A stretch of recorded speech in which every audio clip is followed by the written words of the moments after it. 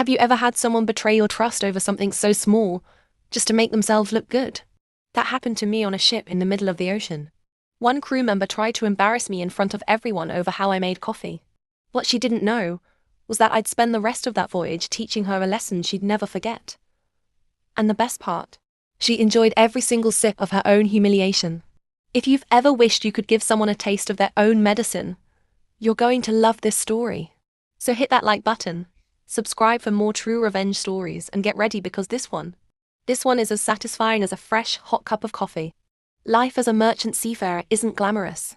Sure, the ocean views are breathtaking, but the work is grueling, the hours are long, and the small crew you live with becomes your entire world for weeks, sometimes months at a time.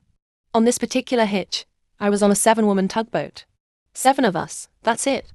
Our job was to haul massive barges full of cargo from the east coast of the US all the way down to Puerto Rico.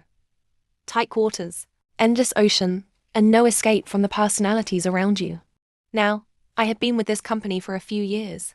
I knew the rhythm, the unspoken rules, and the traditions each crew lived by. One of those traditions, coffee.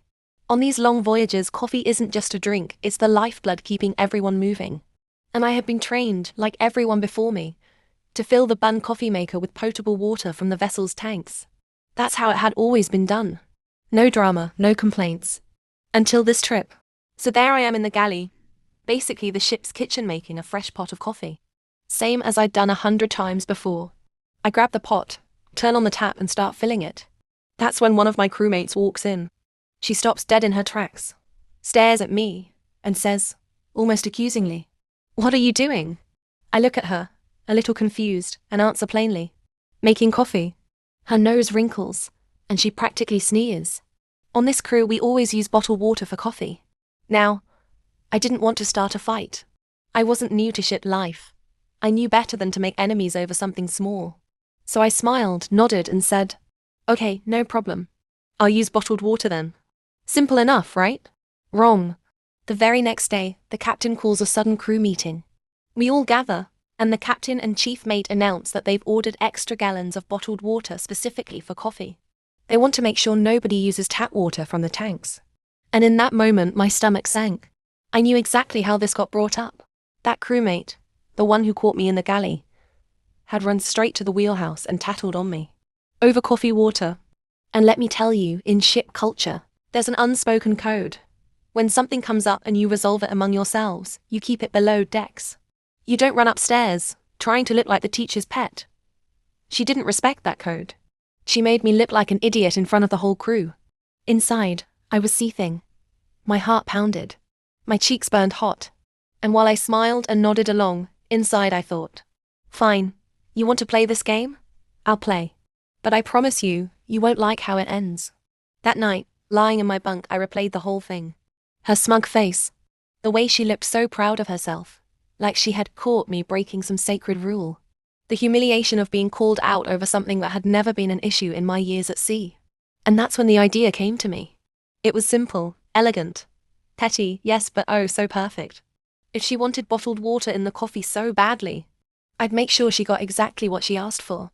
At least, that's what she'd think. From that day forward, there was always a gallon jug of store-bought water sitting right next to the coffee pot. Everyone could see it. Everyone assumed I was using it. And every single morning, I put on a little show. I'd grab that jug, pour the water into the coffee pot, and make sure anyone watching saw me. But here's the twist. As soon as I was alone, I'd dump the bottled water straight down the drain.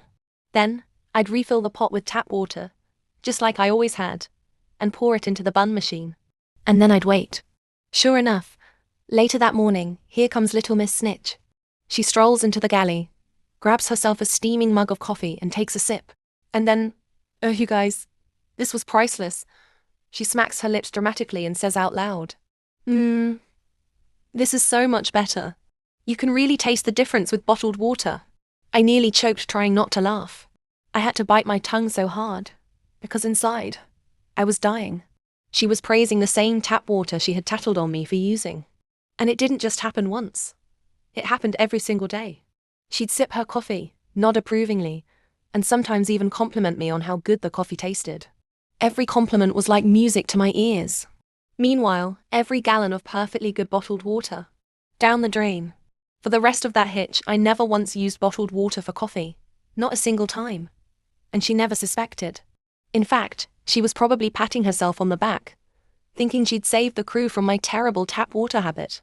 But the whole time, she was drinking exactly what she thought she was above. And loving it. At last, the trip came to an end. We were coming into port, and the tension in my chest was bubbling over.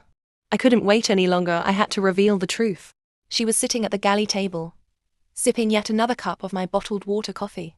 I walked over, leaned against the table, and asked casually, "Hey, have you ever heard the saying, you can't teach an old dog a new trick?" She looked up, confused, and said, "Yeah, why?" I smiled slowly. "Well, that saying isn't exactly true. Because I just taught you and everyone else a brand new trick." Her brow furrowed. "What do you mean?" I leaned in closer and said, savoring every word, "All trip long, you've been drinking tap water coffee. Every single day. You even sat there smacking your lips and praising it like it was gourmet. Next time, maybe think twice before you run off tattling. You tried to make me look bad, and in the end, you only made yourself look like a fool." And just like that, her face dropped. She had no comeback, no excuse. She just sat there in stunned silence, looking like the clown she was. And me? I walked away with the sweetest satisfaction I'd ever felt. Revenge, just like my coffee, had never tasted so good. The best part wasn't just her humiliation. It was knowing I turned her own arrogance against her. She thought she was clever, thought she'd scored points with the higher-ups.